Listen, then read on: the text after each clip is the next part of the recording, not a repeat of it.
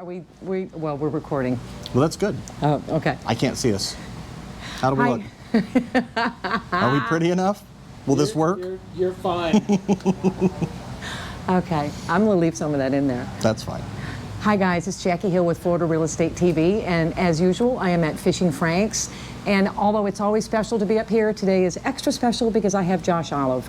And he is going to talk a little bit about proper fish handling, because I know that people get excited and they just don't quite understand the best way to handle the fish, and then people on Facebook get really angry at them. So I thought maybe Josh might help explain everything so that we can keep things going smooth. So there's a couple things.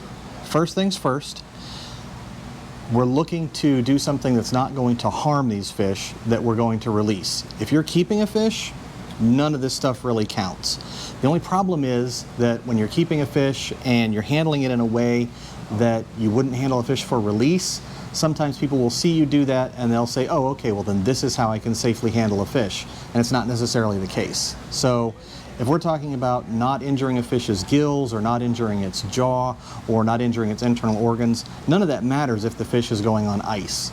But if people see it and then they handle fish that they're going to release that way, then that's a little bit of a problem.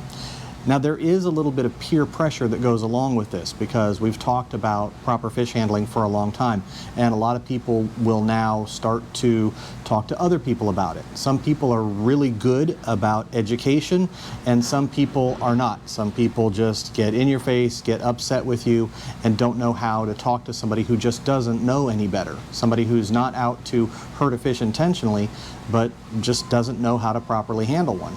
So we hope to see less of that over time and more of the education aspect happening. Now, Jackie, can I pick you up by your lower jaw? No, please don't. Would it hurt if I picked you up by your lower jaw? Yes, it would. What would it hurt? It would probably hurt my spine and my jaw. I It would think. hurt your jaw mostly. And if you had a skeleton like a fish has, where it's designed to live in the water and it's designed to be supported by the water, we'd also be hurting your internal organs.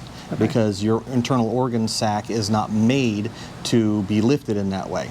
Now, if you weighed less, if you were, let's say, the size of a hamster, we could probably pick you up by your lower jaw without hurting you too much. Do you have a hamster anywhere that we can? No, I do not. No, Okay. no. But if you were smaller, and if a fish is smaller, you can pick them up by the lower jaw without doing any damage to them. We do it all the time. 18-inch snook, no big deal. 40-inch snook, big deal. Because now the weight of that fish is doing a lot of the damage to it. So if you were to take a look at, let's say, a snook, for example, right in this area between the gills, and I don't have gills actually, but that's where it is. It's on the lower jaw, right in between where the gills meet. It is called the isthmus. And at the isthmus, there are two tendons that run through that area. They control that fish's mouth. And if you've ever looked at the mouth of a snook, you've noticed that it doesn't just open, but it throws forward. Right. So kind of like the mouth of a largemouth bass, where that lip will push forward. That allows that fish to do something called suction feeding.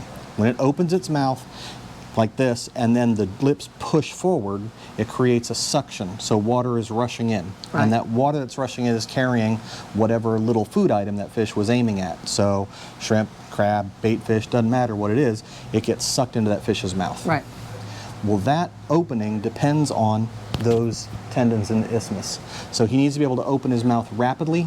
If you stretch these tendons by lifting that fish by the lower jaw only, then he can't open his mouth fast enough now.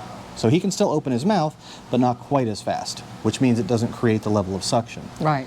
He can still feed, but only on prey that's slower, only on prey that's a little smaller. The big stuff, the fast stuff, it gets away.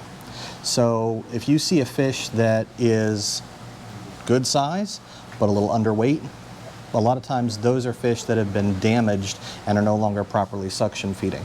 So they're not necessarily going to starve, but they definitely will be underweight compared to their other Right. relatives. As you can see, my suction feeding has not been damaged. I don't have that problem. Okay. And so I know you had mentioned that as far as the snook, but the other fish as well, because of, not as much because of the jaw. It's perfectly fine. It does that. Don't even worry about it.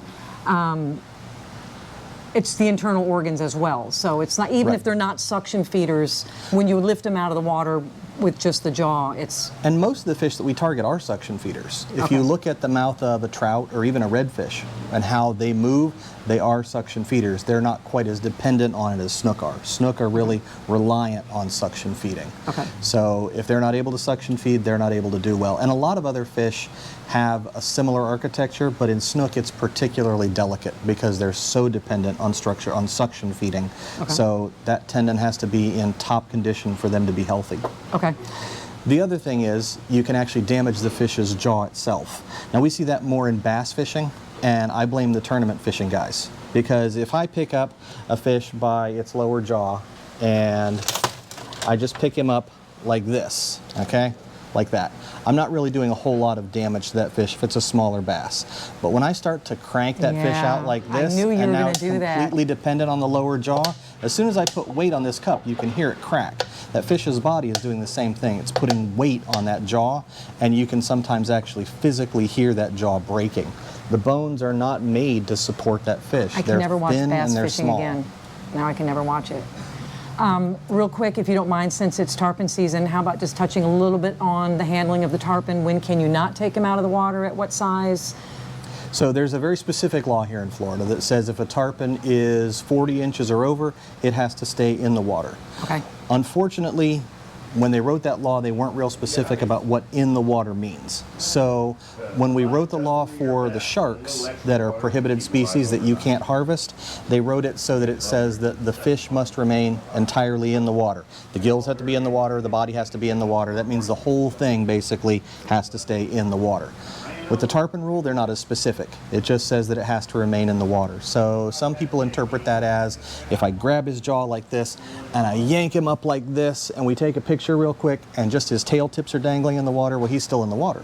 Yeah. But that's not really the way the law was intended. Okay. It's intended for you to avoid damaging those fish, avoid breaking their jaws by pulling their whole, and I mean a tarpon, you're talking about sometimes easily 150, 175, maybe even more pounds of weight just on that jawbone.